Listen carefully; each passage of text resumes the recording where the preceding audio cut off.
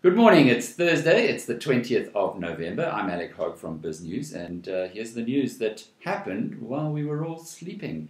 Starting off in the international markets, not a whole lot going on there, and very small changes in most of the areas around the world.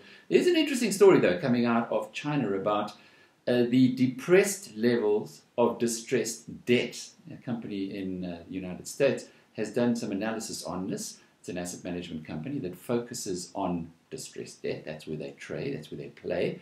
And they've said that because of perhaps cultural reasons, the Chinese continue to prop up bankrupt companies and indeed people and keep them going long after the time that they should have been closed down. This company, anyway, believes that it's inevitable that the distressed levels of debt in China will rise at some point in future.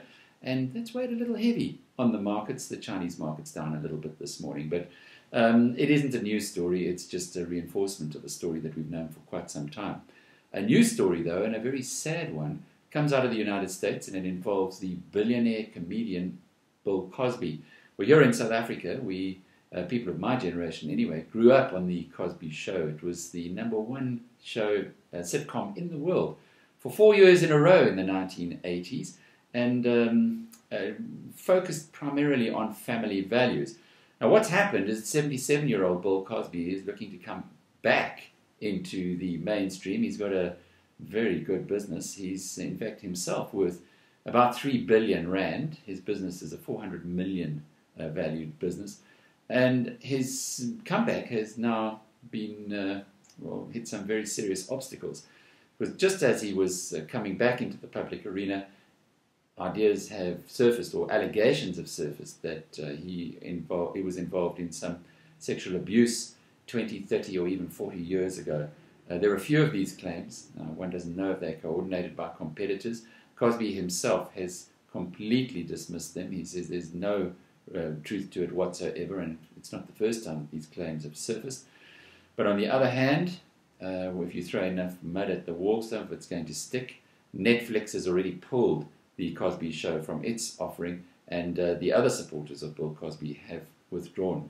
I guess this is something that we will only know the reality about as time passes, but it's very sad. I'm not sure if you've read the book, but there was a wonderful book that Bill Cosby wrote years ago called Fatherhood that I relied on quite heavily when I was bringing up my children.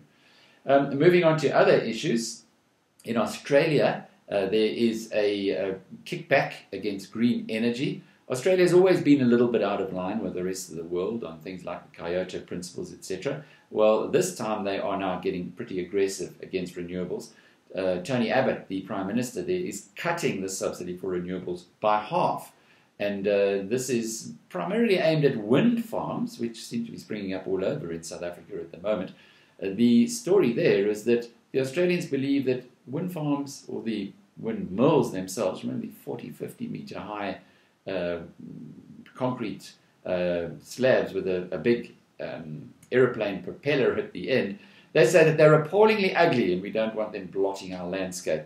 I guess in South Africa we don't have that luxury quite yet. It might, however, be politically motivated because the Australians do possess 9% of the world's coal reserves, and clearly if they're moving aggressively towards renewables, it doesn't say a whole lot for the exploitation of their own coal, which will last them hundreds of years. Interesting development there, though, that this country that is perceived to be so green and go ahead in many respects is dragging its heels very much so on global moves towards renewables.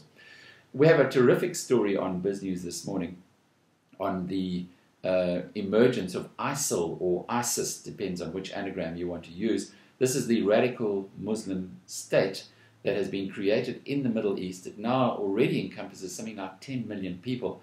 But how's it all funded?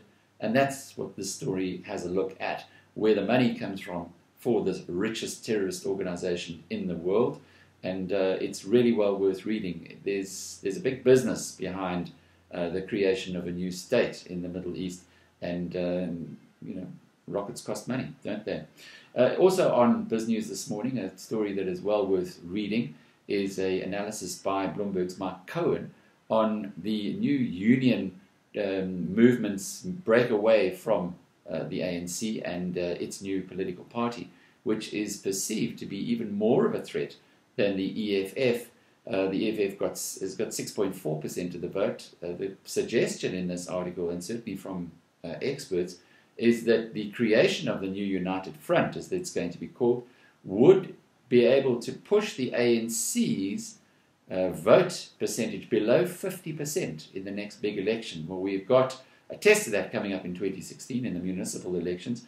But what exactly is this going to mean for economic policy in South Africa, given that the unions are angry with the ANC's acceptance of the National Development Plan, which people who are hoping to see things happening believe has actually stalled. It's a lovely piece of paper, and I refer to what Pravin Gordon's cousin, Ketsa Gordon, said when he was on our television program earlier this week.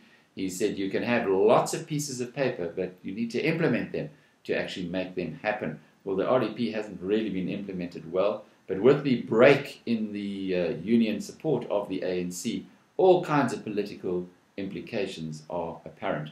Finally, on the business front, a bit of good news for Marissa Mayer's Yahoo. Remember, she joined Yahoo a while ago from Google. She's managed to land her first big fish. Mozilla, which is the biggest independent web browser, has jettisoned its Google relationship and has brought Yahoo on in its place. The default browser on Mozilla in future will be Yahoo. It's a big step for Yahoo, which has only got about 10% of the search engine traffic in the world. But by picking up the Mozilla relationship, that will grow in future. Mozilla is an independent organization which is supported through donations primarily. Yahoo is listed on the stock market. If you think that Marissa's first step is going to turn into a giant leap in future, well, Yahoo shares are still pretty easy to buy. That's it from us this morning. I'll be back again tomorrow. Chat then.